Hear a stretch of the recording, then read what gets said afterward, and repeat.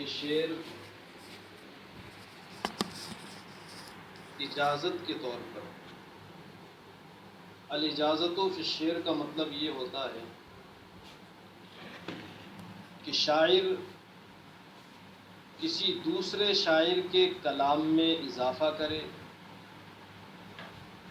اس شاعر کے پہلے شاعر کے شعر کے مکمل ہو جانے کے بعد، لیکن اس میں دو چیزیں ضروری ہوتی ہیں۔ ایک وزن کا برقرار رہنا، اور دوسرا شاعر نے اپنے قصیدے کی بنیاد جس حرف پر رکھی ہے اس حرف کا باقی رہنا۔ اس کو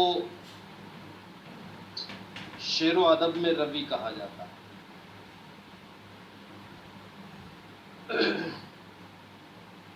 ابن محمد کاتب یہ سیف الدولہ کا شیخ تھا۔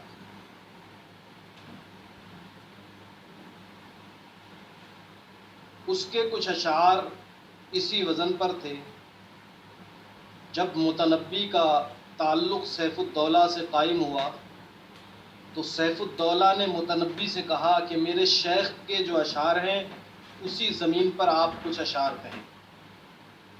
تب متنبی نے یہ اشعار کہے: یا لائمی کف الملامہ عن الذی ازناہ طول سقامہ و شقائہ۔ لائم لاما یلوم و لومن سے اس میں فاعل کا صیغہ ہے، اور کفا یہ امر کا صیغہ ہے، کفا یکفو سے، الملام مصدر میمی ہے۔ ازنا یزنی، ازنا کا معنی آتا ہے کمزور کرنا، طول کا معنی واضح ہے، اسی طرح سقام کا معنی واضح ہے بیماری، اور شقا کا معنی تنگ دستی اور بدبختی آتا ہے۔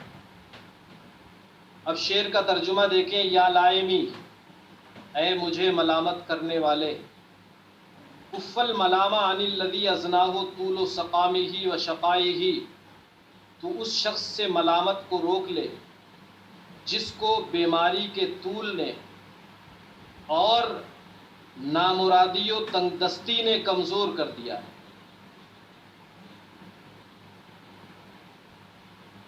اے یا من یلومنی کف ملامہ کا عنی فإن المرض والشقاء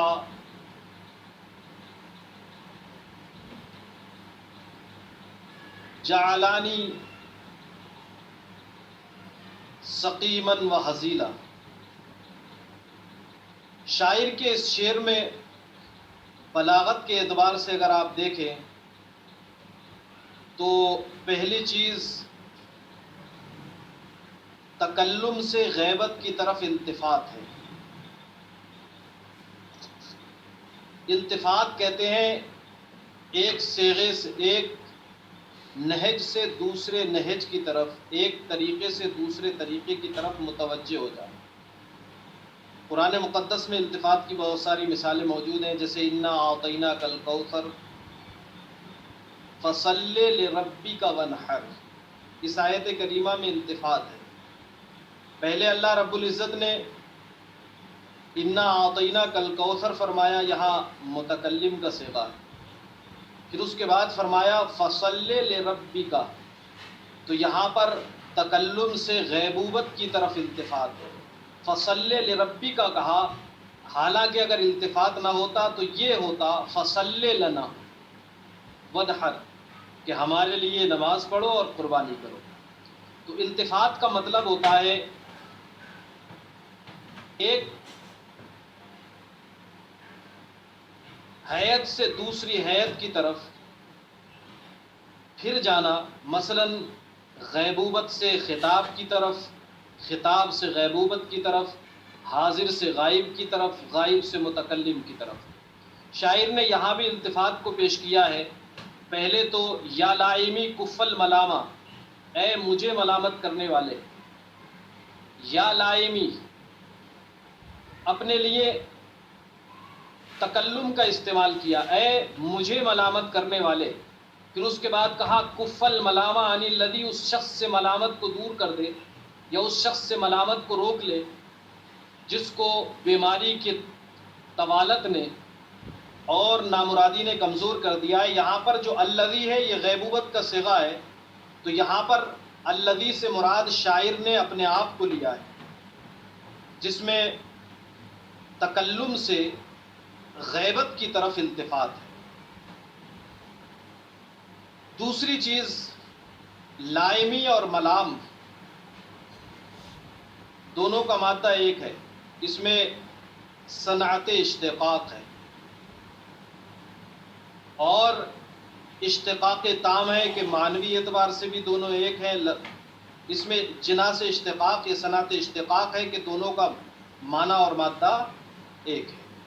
تو یا لائمی کف الملامہ عن الذی ازناہ طول سقامہ و شقائہ، اے مجھے ملامت کرنے والے، کف الملامہ عن الذی ازناہ، اس شخص سے ملامت کو روک لے جس کو بیماری کی طوالت نے اور نامرادی نے کمزور کر دیا ہے. اگر ترکیب نحوی کی طرف توجہ دیں تو یا حرف ندا قائم مقام ادو، لائمی اس میں فاعل اور یا متکلم اس کا مضاف الیہ ہے. یہ مضاف مضاف الیہ سے مل کر منادہ مفعول بہ، ادعو فعل اپنے فاعل اور منادہ مفعول بہ سے مل کر جملہ فعلیہ انشائیہ ہوا. اس کے بعد کفا یا کفو سے امر کا صیغہ ہے، جس کو کفا بھی پڑھ سکتے ہیں، کفے بھی پڑھ سکتے ہیں، اور ما قبل کی مناسبت کی وجہ سے کفو بھی پڑھ سکتے ہیں. الملام اس کا مفعول بہ، تو کفا امر، اس میں انتا ضمیر پوشیدہ اس کا فاعل. الملام یہ مفعول بہ ہے.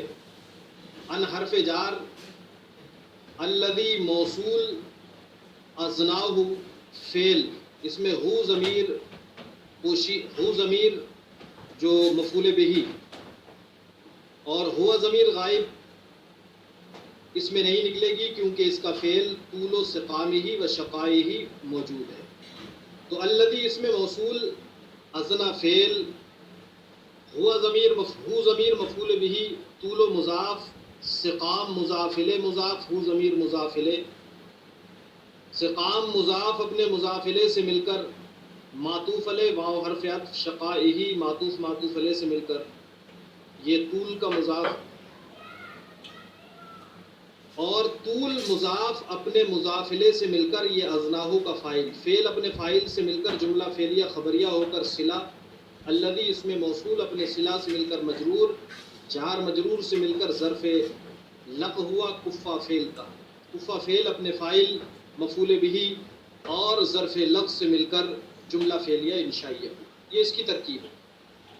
القلب اعلم یا عزول بدائہ واحق منک بجفنہ و بمائہ. قلب کا معنی واضح ہے، عالم کا معنی بھی آپ اچھی طرح جانتے ہیں. عزول یہ مبالغے کا صیغہ ہے، بہت زیادہ ملامت کرنے والا. تعاون کا معنی مرض اور جفن کا معنی پلک. بیمائی میں جو ہو ضمیر ہے وہ جفن کی طرف لوٹ رہی ہے. جفن کا معنی پلک جس کی جمع اجفن و اجفان آتی ہے، اور ماں کا معنی پانی، یہاں مراد ہے آنسو. القلب عالم یا عزول و بدائہ، اے ملامت کرنے والے دل تجھ سے زیادہ اپنے مرض کے بارے میں جانتا ہے، اپنی بیماری کے بارے میں تجھ سے زیادہ جانتا ہے. وَأَحَقُّ مِنْكَ بِجَفْنِهِ وَبِمَائِهِ، اور اے ملامت گر دل اپنے پلکوں اور اپنے آنسوؤں کا تجھ سے زیادہ حقدار ہے.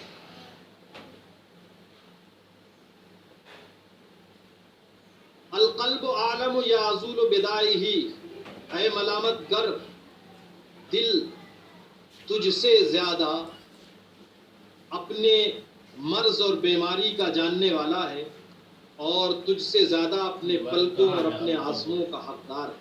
نہیں لکھا ہوا اوپر پڑھے گا نہیں، کون ہے بات نظر نہیں آ رہی ہے۔ ابھی بند کی وہاں سے۔ اس شعر کے اندر اگر ہم بلاغت دیکھیں تو سوال کے مرکز میں سے کہاں ہے شعر؟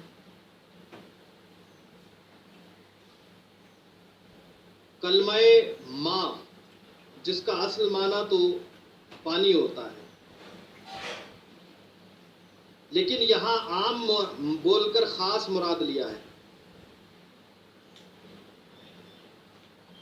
یہاں پانی سے آنسو مراد ہے، یعنی دمع،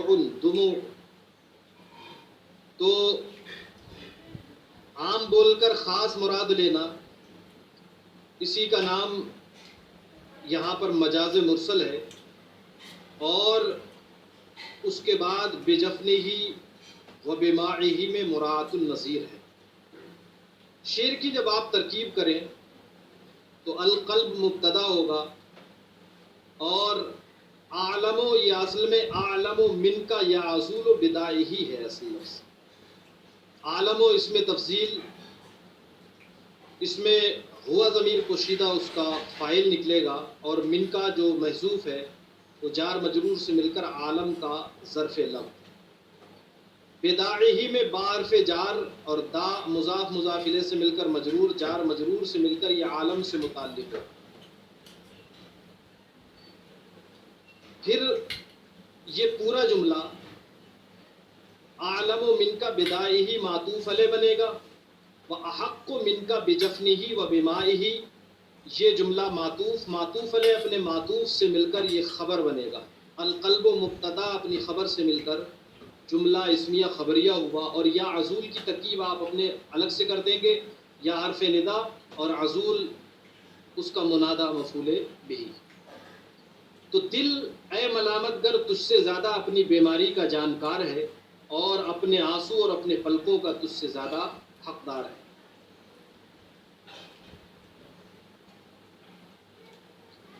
فَوَمَنْ أُحِبُّ لَأَعْصِيَنَّكَ